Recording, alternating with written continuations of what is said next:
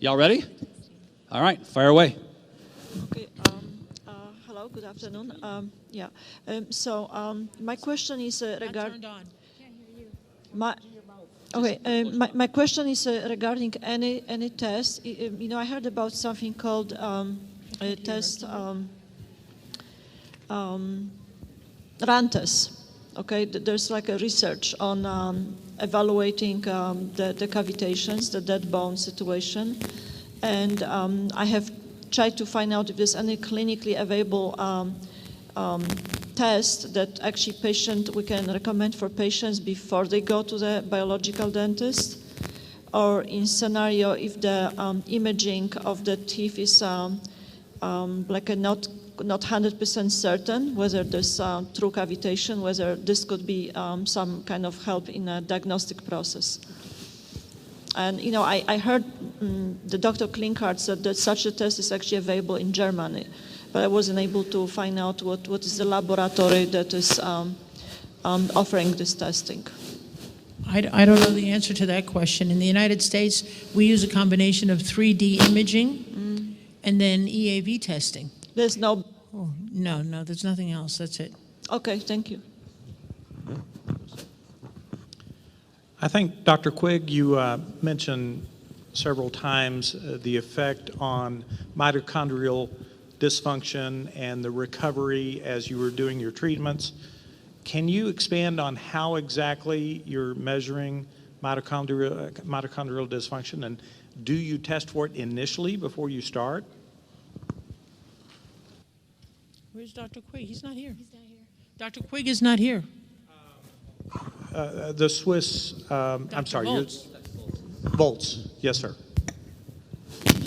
So actually, it's a blood test, and you get a result from the lab, as I was showing on my lecture. How the lab is testing that exactly? Actually, I have no idea. That was performed by our medical department. So, but I know they are drawing blood, and they're sending it to the lab. It's a laboratory test. Yes, ATP test. Yeah, yeah. My question is for Jill. You mentioned beta-glucans, and I was taught that they were good for your immune system, but you had it on the bad list. So I'm just trying to figure that one out. Yes, so they're from fungal particles. So this is a great key because all these immune supplements that we're taking for the virus, some of them have beta-glycans, and they do stimulate the immune system. For people who've had mold-related illness or fungal issues, they may be actually sensitive to beta-glycans. That's a real issue. My son was on something that had beta-glucans, and then he was diagnosed with type 1 and with vaccine injury, but would that have pushed him over if he was exposed to mold as well? The soup, it's possible. Yeah, it's possible. Thank you.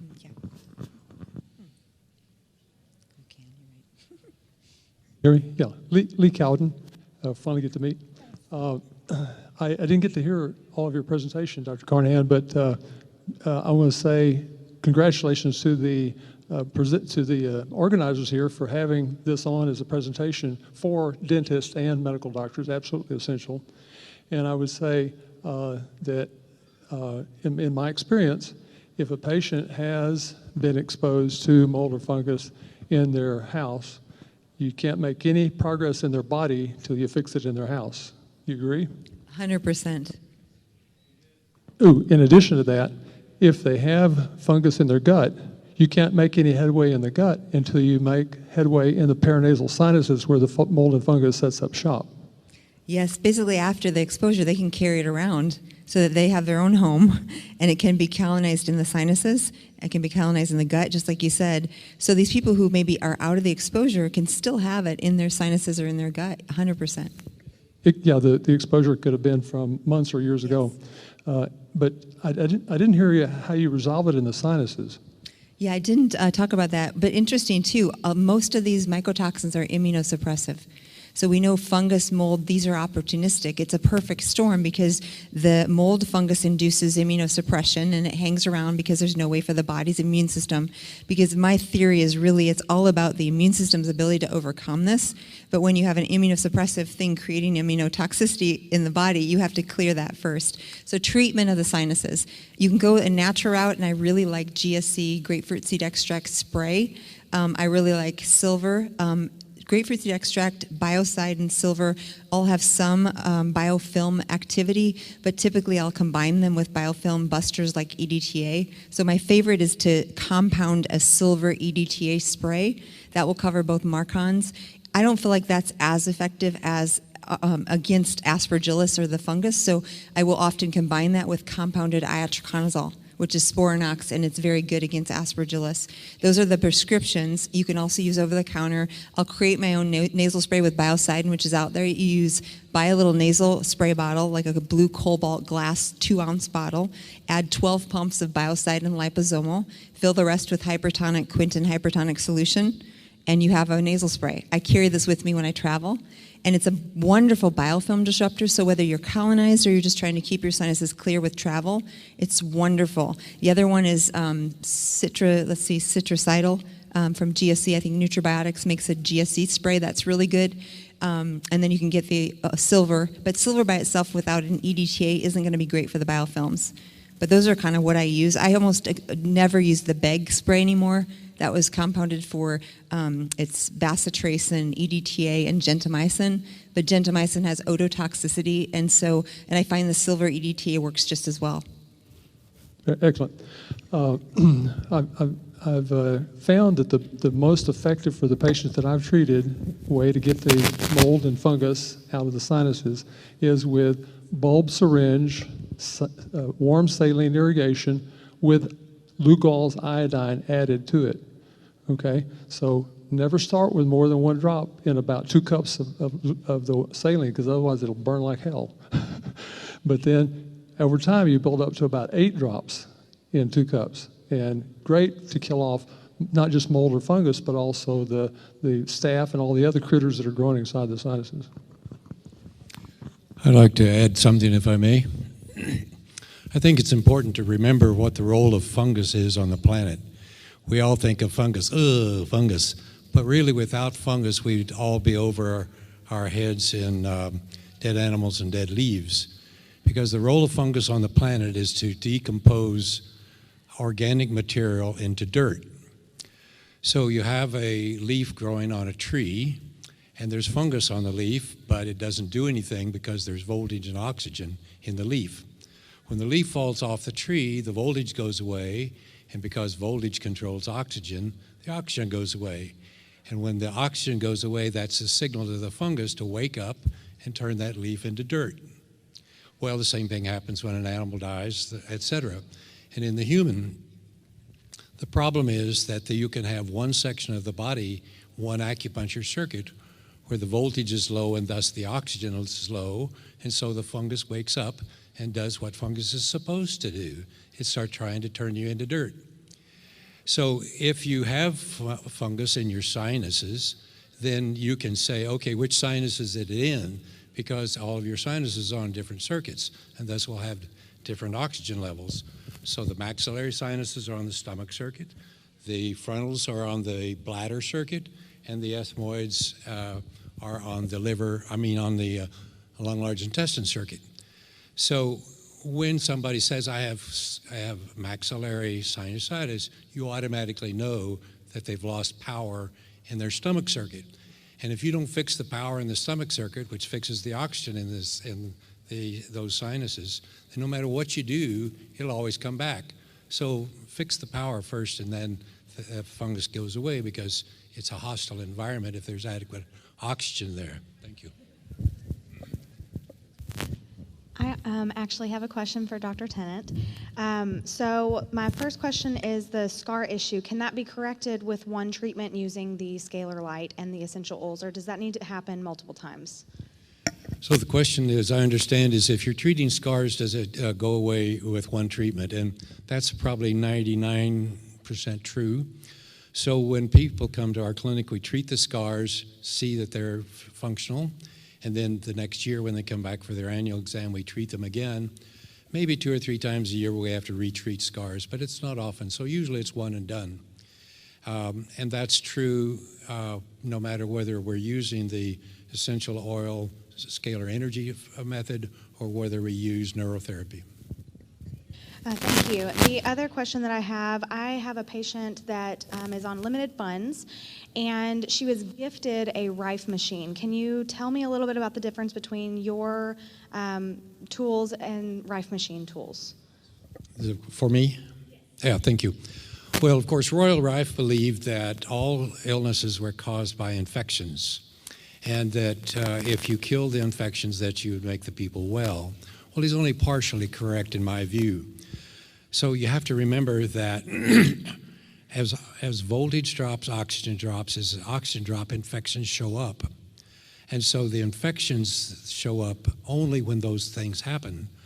And so if you kill the infection with a Rife machine or anything else you want to choose to do it, if you don't fix the voltage and the oxygen, they'll keep coming back. Now, Rife believed that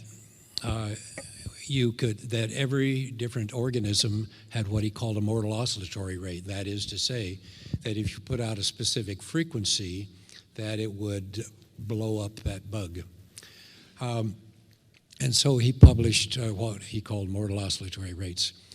Well, there's a great deal of confusion in that area because he was using tuning forks to try to determine what frequencies were being used, and that was very inaccurate. And then when his work was destroyed, people like John Crane came after him, didn't have Rife's original material, so he took he tried to repeat it with an over-the-counter frequency generator, which would only go up to 1,000 hertz. And so most of the frequencies were higher, so he just lopped zeros off. He didn't use harmonics, he just lopped zeros off. So most of the frequencies that are published as Rife frequencies are incorrect. And that's why they don't work very well, one of the reasons. But the reality is that that technology is designed to send out a frequency that will cause basically the DNA in an organism to explode. Now, on the other hand, what I'm trying to do is to restore the actual energy voltage battery pack systems in the body so that it has its normal energy. And to do that, you have to transfer energy with a certain frequency pattern. The frequency pattern that transfers to cell membranes most efficiently is a biphasic dampened signal. I know that probably doesn't mean much to you, but nevertheless, there are very, very few devices on the market that have such a signal. Most use a sine wave, a square wave, or something that does not exist in nature, and so does not transfer the energy very well. Is that adequate answer? Thank you. Do you have it? Come on up. Hello, I have a question for Dr. Waltz. You mentioned during the break that with the ALS patients, some of them need a lot of detox around the surgery time or before that, for instance, for mercury poisoning and other stuff. Do you sometimes also use apheresis for that, to detox them faster? Do you send them to apheresis clinics? Yes, this is something what is going to be decided by the medical department. So in this case, Dr. Klinghardt, and he's sending quite often. We've got apheresis in Cham in Bavaria, so a lot of patients are sent over there. Actually, regarding detox, the most important thing is that we do the detox in a completely EMF-free area. So I went in the middle of the jungle of Brazil 10 years ago with Dr. Klinghardt, Dr. Mutter, and 30 other biological doctors and 20 very ill patients from ALS to cancer, multiple sclerosis, because he wanted to observe if there was a difference in the detoxing and the treatment in a completely EMF-free area. So we went to this place in Brazil, and the interesting thing was, just to give an example, if we installed one ampulla of DMPS IV, it was about 100 times more mercury what detox from the system. So that is something what from that point on in our clinics we completely isolated, especially the infusion areas for the detox.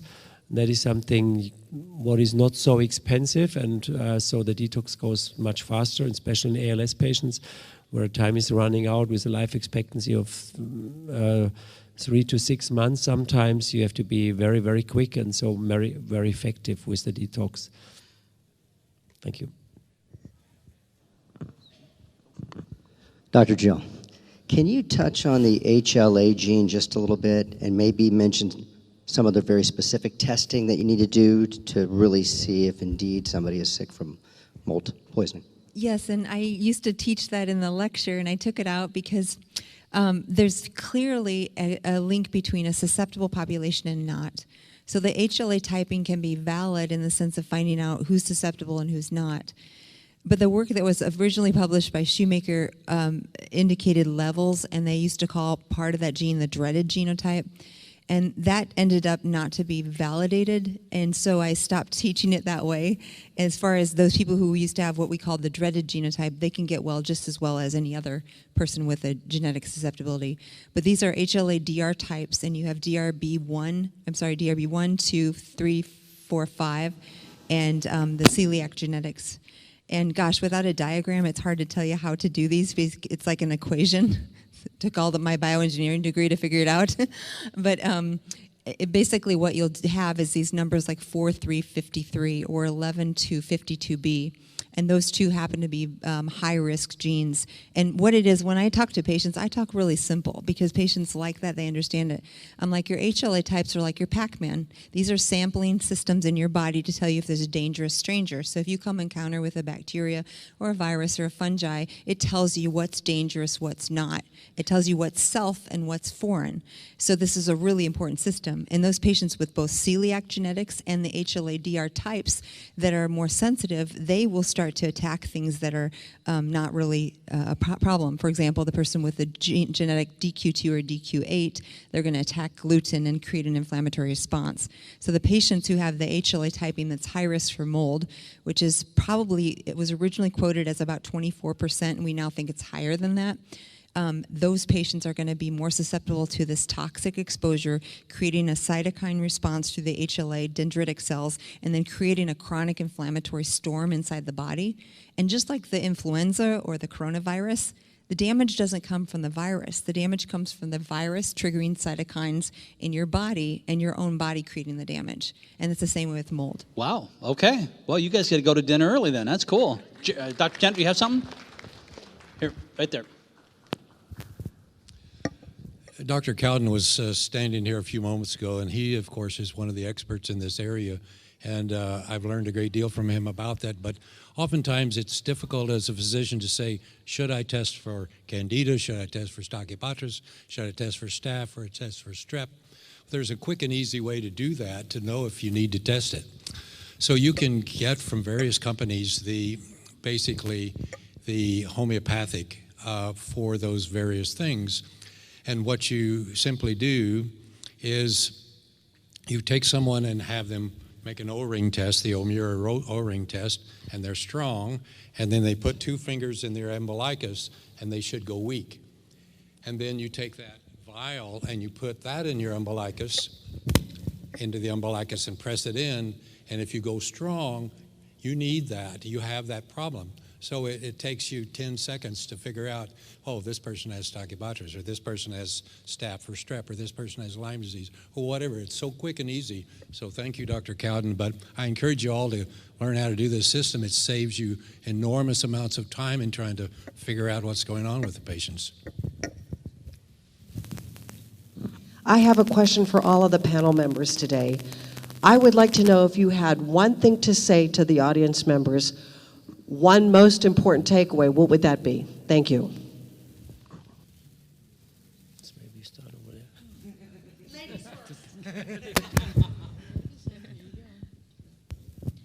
Well, I think we come to these conferences and we learn about everything we have to worry about and fear and everything we have to take care of, and it's just stressful. And my takeaway would be, take a couple of deep breaths and go forth with an open heart and an open mind.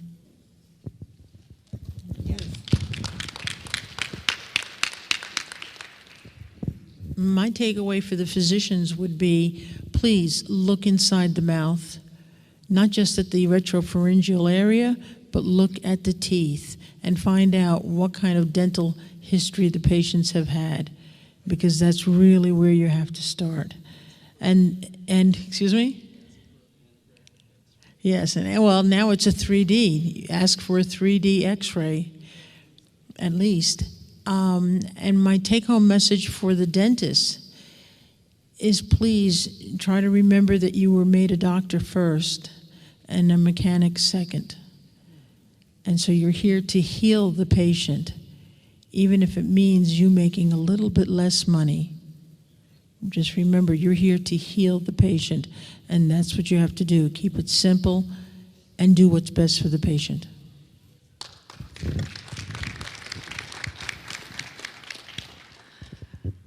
I remember being a little girl, and I was born this, happy, creative.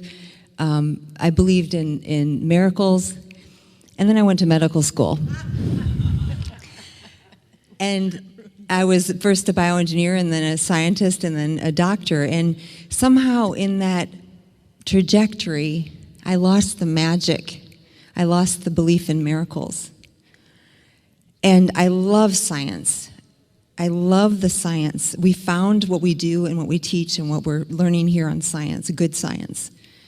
But I'll tell you what happens. When you get in touch with your intuitive, the side of you that believes in miracles and that can see patterns, there's science to prove that our intuition is actually thousands of times, our gut instinct is very, very powerful. And it's because in a split second, our subconscious can process millions of data points, in our analytical mind, which I thought was supreme in medical school, can only process a finite number. We have like a supercomputer if we get in touch with our body and our gut and our intuition. And so in my last decade of practice, what I've realized is I've gone back to, I learned the science, I know the science, and I think you need the science for a foundation, right? But once you see patterns over time, you become a supercomputer if you get in touch with your intuitive side.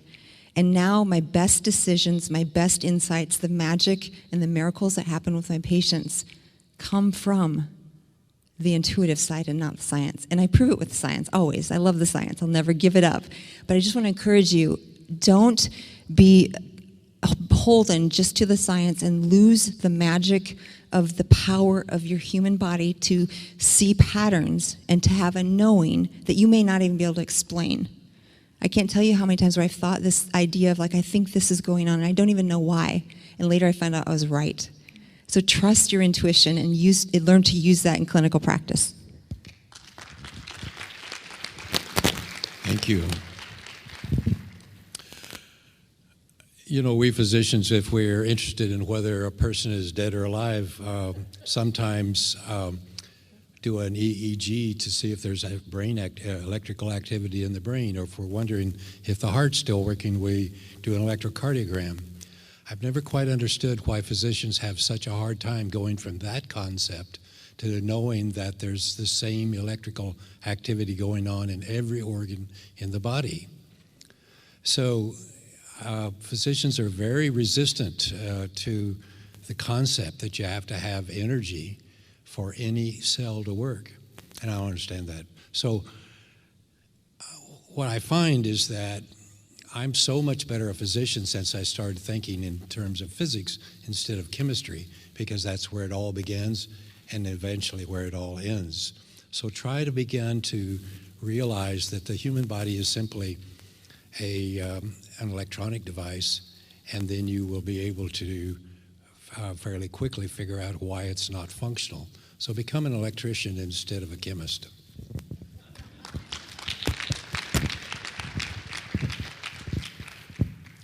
So many years ago, when I was a hardcore vegetarian, my mother told me vegetarians would not live longer, they just look older. So my take-home message is that since I studied a lot about the sympathetic mode and parasympathetic mode, the most important thing is that it should never become a religion or a dogmatic, because that is causing stress. And the most important thing we have to do is to spend as much time in the parasympathetic mode, because in the parasympathetic mode we are literally able to heal everything by ourselves. Thank you. We do have one more. Just really quick. Well, I have to apologize because this is not for the gentleman, although I like your socks. This is basically for the women.